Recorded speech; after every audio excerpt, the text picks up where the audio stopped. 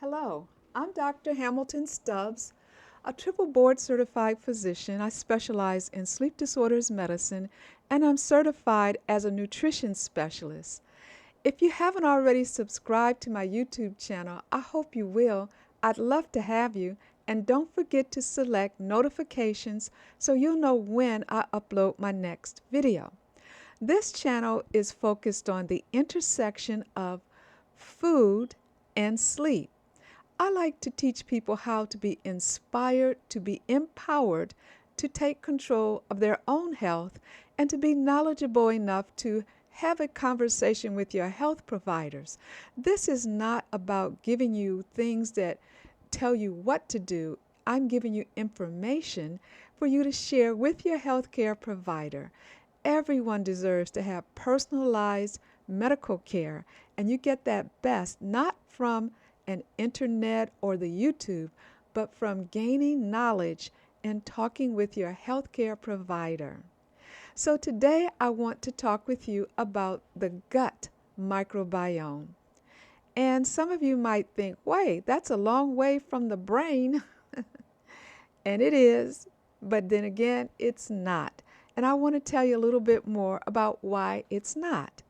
So, one of the things I like about sleep medicine is that it's a relatively new area of medicine, and so a lot of discoveries are being made. I feel like I'm sitting on the cutting edge of scientific breakthroughs.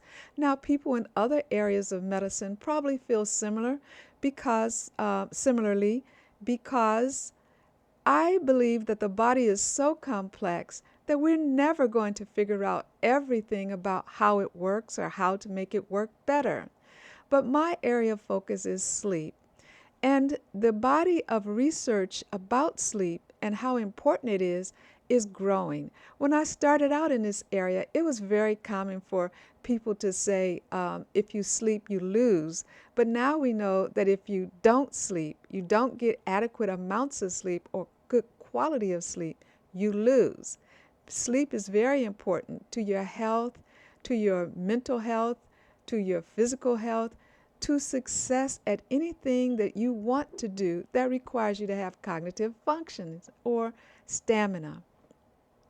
So the microorganisms that live inside of our gut have a big impact on how well we sleep. This is called the gut microbiome. There are several microbiomes. The three that I'm most familiar with are the microbiome that is on the skin, the microbiome of the mouth, and the gut microbiome. I like to think of the microbiome as like being a city, and the bacteria are called the microbiota. So in that microbiome, you have a diverse number of organisms living there, not just the bacteria, but the microbiota of the microbiome consists of bacteria, fungi, yeast, parasites.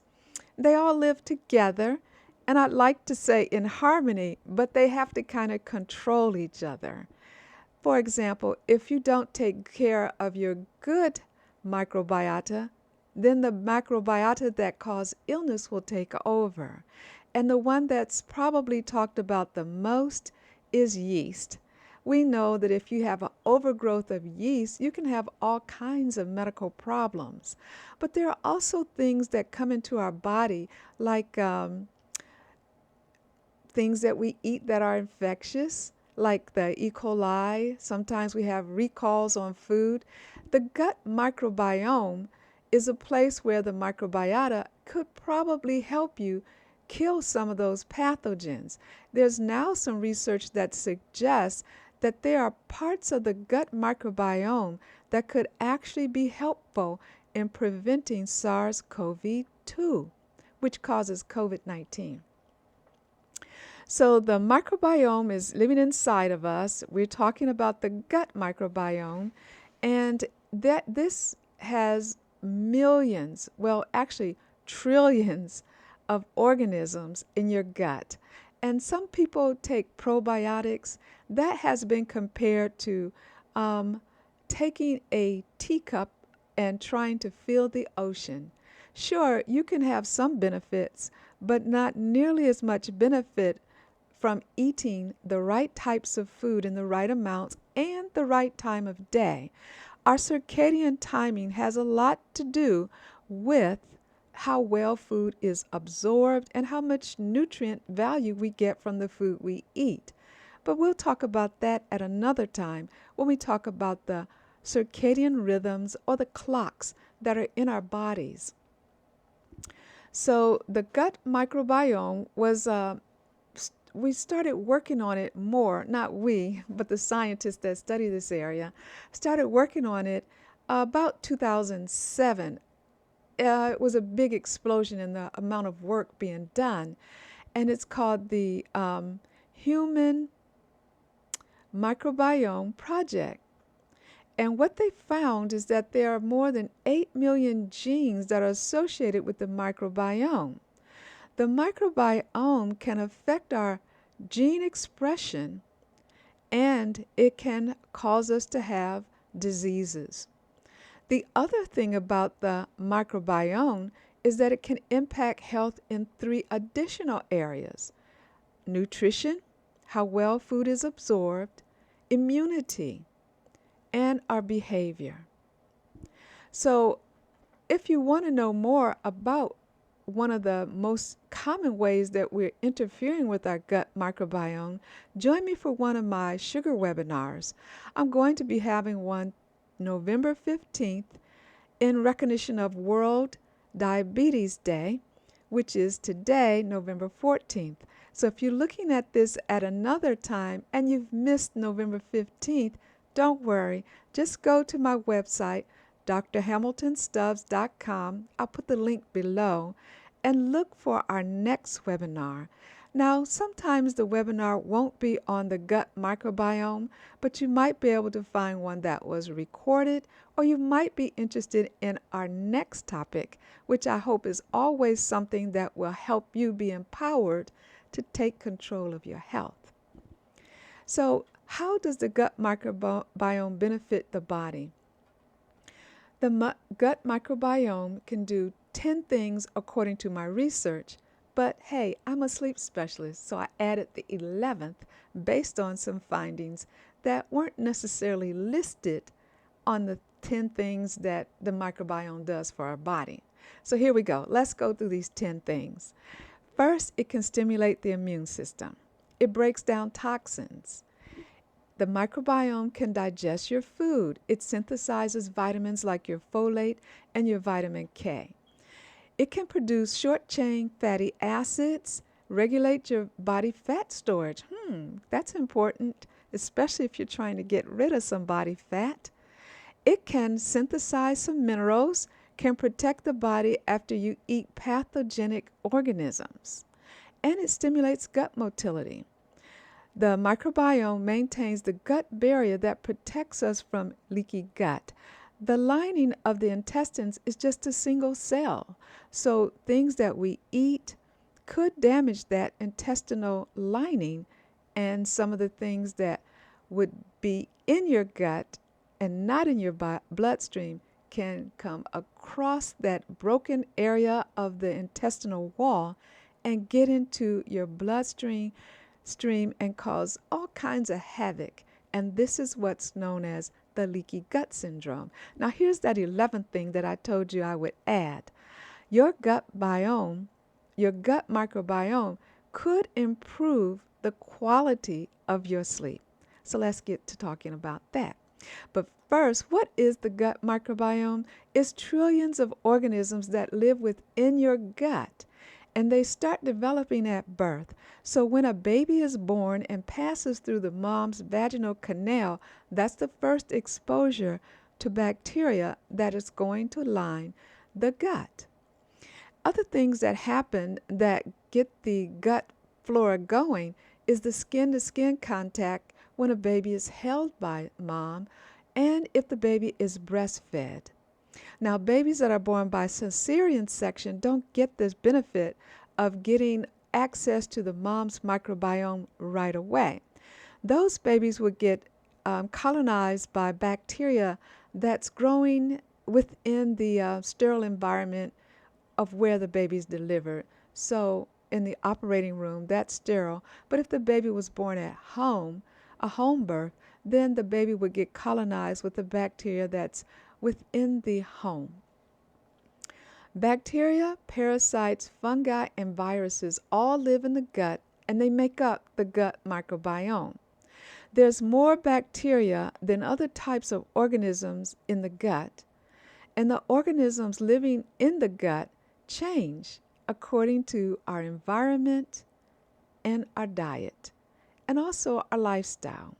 Living a very stressful life will change your gut microbiome. So, what is the gut-brain microbiome axis? This is very interesting. It's a two-directional communication between your gut and your brain and your gut. So here's a little explanation. Melatonin is made in the cells that line your intestinal wall. In fact, the gut makes about 400 times more melatonin than the gland in the brain, well, right outside the brain, called the pineal gland. And when this gland is removed, the amount of melatonin in the gut isn't changed. So that we know that the melatonin is being made in the gut and not circulating from the brain to the gut. And melatonin has properties that go beyond helping us fall asleep or maintain sleep. Melatonin is thought to help us to fight off things like cancer, to boost the immune system, hey, to keep you looking young. Melatonin is thought to have so many beneficial effects that there are some people that dedicate their entire career to studying melatonin and how it affects the body. So why is melatonin important to sleep? Well, we talked about, I want to go back to why the gut-brain axis is important. It's also because the bacteria in the gut communicate directly with the brain. So some of the functions of the bacteria inside the gut is to produce metabolic byproducts that can suppress inflammatory markers, and they can upregulate or downregulate the immune system. So why is the gut microbiome important to sleep? Well, the immune system and the sleep mechanisms are closely related. That's right. You don't think about that, but as sleep researchers, we've known for a while that the cytokines that come out from inflammation can affect sleep. You may not have known it, but you probably have experienced it. For example, if you get a cold, now I'm not talking about a little sniffles, a serious cold, the kind that sort of knocks you off your feet, makes you have to slow down, and it makes you sleepy, that's thought to be due to cytokines. Some of the cytokines are sleep-inducing or they cause fatigue. The major one that's doing that is a cytokine called interleukin 1b. Now, the other cytokine that's associated with sleep is interleukin 6. The interleukin 1b or interleukin 1 beta induces sleep and fatigue in humans, and at high levels of interleukin 6, that's associated with poor quality of sleep. So that goes along with when you don't have good health and you have a lot of inflammation in your body and have chronic diseases. People with chronic diseases don't sleep as well as people who don't have chronic diseases. And this could be due in part to high levels of interleukin 6. The gut-brain microbiome axis offers some insight into why illnesses affect sleep and how sleep deprivation, which is associated with an increase in interleukin 6, can cause diseases. Sleep deprivation is associated with cancer, diabetes type 2, and cognitive impairment, just to name a few things that are associated with sleep deprivation. So how are you going to improve your gut microbiome?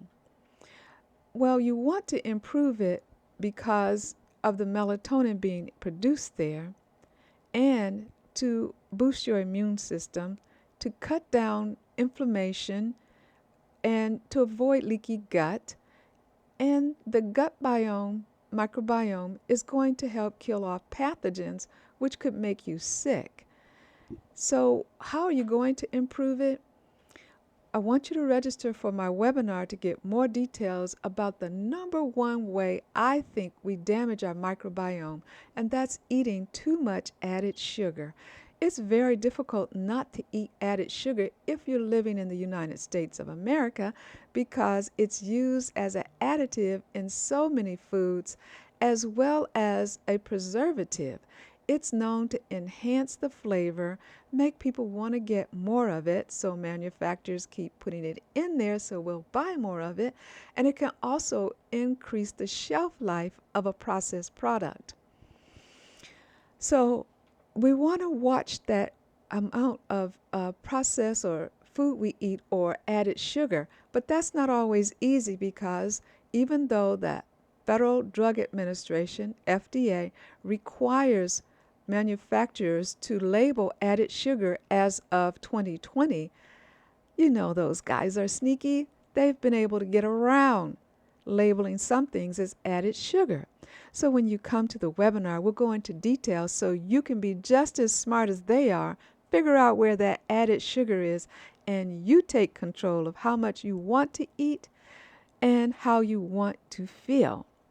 The other thing that affects your health and the microbiome that you really could improve on is how you manage stress. We all have stress.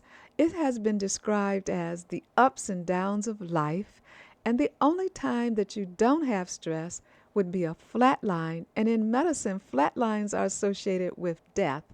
You know, if you have a flat line on your EEG, which is measuring the brain function, that's brain death. If you have a flat line on your EKG, which is measuring your heart function, that flat line means your heart's not beating. So it's not realistic to expect that we're going to go through life and not deal with stress. Now, some people classify stress as good stress and bad stress. But I met a cardiologist and I hadn't seen him for quite a while. So when I did see him, I said, "Hey, haven't seen you for a while." And the cardiologist told me, "You know, I always thought that it was good to have good stress, but I found out stress is stress." The cardiologist had had a heart attack, or we'll call it myoinfarction, and this was due to what he thought was good stress. Good stress could be planning your vacation, getting a raise, getting a promotion on your job, or a new relationship. Stress has to be handled or stress will handle you. So if you need some help with how to manage stress, I suggest that you contact a health clinic or your health provider and find out about stress management programs. You want a diverse amount of microbiota in your microbiome, and that's going to be associated with a better quality of sleep. So one thing to do is to not eat so much added sugar because the added sugar is going to kill off your good bacteria and leave you with those bad guys that disrupt your sleep, cause inflammation and leaky gut. So you want to feed the microbiota a healthy diet. And that means, unfortunately, for all my whiskey lovers, those bacteria do not like liquor. Now, what I've read is that they don't like alcohol at all, but a little red wine, which could have resveratrol, depending on how it has been processed or made or fermented and then bottled and sent to you, that may be a different type of situation than if you're just drinking regular wine that's full of preservatives. So we'll just put a pin in that because I believe that the resveratrol might be helpful, but alcohol in large amounts is not considered to be healthy. So you want to eat lots of fruits and vegetables that are high in fiber. One of the ones that I really like in the fall is Jerusalem artichokes. Now, some people call them Jerusalem artifarts because they do cause gas, and that's because they're full of inulin, an insoluble fiber that our body just cannot digest, but your microbiome love it. And that is called a prebiotic. When you give it to yourself by eating prebiotics like Jerusalem artichokes, you're feeding the probiotics, which are those bacteria that make up your microbiome. You want to decrease the consumption of fried foods. Now, fried foods can actually change the DNA of some of the things happening in your gut. So you definitely want to cut back on your fried foods. I know I love fried food too, but if you want to be healthy, we sometimes have to eat these things in moderation if we can't give them up completely. You want to eat lots of foods high in prebiotics, and this is also going to be some of your, um, well, they're called pseudo grains. I don't eat a lot of grains, but things like your buckwheat, they may be good at feeding your microbiome. Eat fermented foods. Now, these have to be fermented foods that haven't been processed. Once the heat hits the fermented food, the organisms in that fermented food may be inactivated. So you can make your own, and there are lots of videos out there to teach you how to make fermented foods. If you're going to make fermented foods, you need to follow someone that's teaching you very carefully the correct way of fermenting, because you want to get good organisms and not the ones that could cause you to develop um, organisms that lead to illness. Some of those illnesses include cancers along the GI tract or the organisms associated with the GI tract. So you want to make sure that your fermented foods are healthy for you. And that means you need to get some training and work with someone who knows a little bit about fermenting foods. That would be my way I would do it. And I do ferment, and that is the way I did it. Avoid processed foods. Now, this could be difficult because we all get into a hurry and we want to eat something quick. You know, we're just hungry. We need something so we won't fall out from hunger. And we might end up eating something that's really not that good for our gut microbiome. What I've tried to do is think ahead of time. If I know I'm going to have a long day at my office is in a food desert. And for those of you who haven't heard of food deserts, in the United States, there are parts of our country in the urban area and in rural areas where people don't have access to fresh fruits and vegetables, especially at grocery stores. And these are the basis of what we call food deserts. So in my medical ministry, which is located in a food desert, if I'm hungry and I haven't prepared for it, I'm going to have the choice of either being very hungry and having a difficult time focusing on my work because I'm focused on how hungry I am, or going out to a fast food restaurant. Now, fast food restaurants, I guess there's something on that menu that you could try to make healthy, but they tend to have a lot of preservatives. And if the preservative is keeping the bacteria from forming on the salad that you might buy at a fast food restaurant, or that bread that you might be eating because you didn't prepare, if it won't grow on that, then it might be killing your good microbiome, the microbiota that you want to keep. So be conscious of that.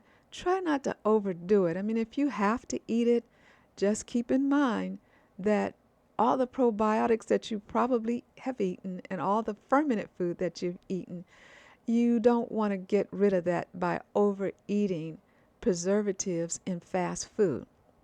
The other thing is only take antibiotics if necessary. I can't tell you the number of times people have come into my office and they wanted an antibiotic for a viral infection. That sometimes makes us feel like you were doing something. Yeah, you are. You're killing off your good bacteria that could probably protect you and help you from the virus that's not going to be affected by the antibiotic. And once you take these antibiotics for days, you have killed off a significant amount of your good microbiota. So ask your health provider what would happen if I don't take the antibiotic? Now, sometimes you have to take it, and and you need to take an antibiotic. So I'm not saying don't take antibiotics. I'm saying take them when you really need them. Talk with your doctor about, could this be watched for a little while before I start to take um, a antibiotic. Now, none of this applies to children. This whole video is information only, but I'm thinking of adults. Children are different. They are not little adults, and they definitely need a different approach to eating fermented foods, live organisms, and delaying medical treatment. So this is not for children. And then exercise. Exercise will increase your good microbiota. So find something you like, and then instead of thinking of it as exercise, think of it as your adult playtime. For example, I like to dance. So what I do when I really don't feel like exercising is I find some jam from Motown or some rhythm and blues song that takes me back to the times when I could dance all night, and then I dance. And I'll do that for at least 20, 30 minutes, and that helps me feel like I've done some exercise. But that's not all that you want to do. Just get some exercise in.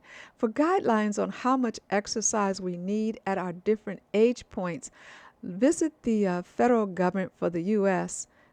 federal government, which puts out guidelines on the amount of exercise we need to maintain health, to lose weight, or to improve your health. So it's different times, different durations, and it also gives you some idea about the type of exercises, cardio versus weightlifting. So if you want to learn more about how to improve your health, register for one of my free webinars. You can find a link below, and when you register, this is November 14th, 2021, you're going to get access to a free journal that I've made on no added sugar.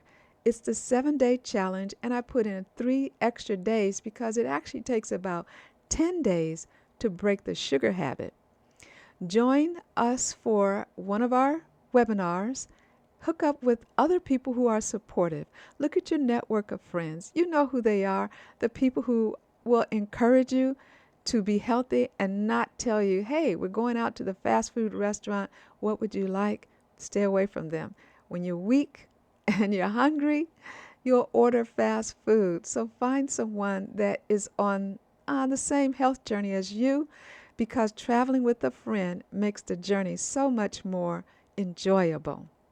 So I hope this video has helped you, given you something that you can use. If you like it, give me a thumbs up, and don't forget to share. And if you haven't already subscribed to my YouTube channel. What are you waiting for? I'd love to have you. And don't forget to hit notifications so you'll know when I upload my next video. I'll see you next time. Thank you for watching.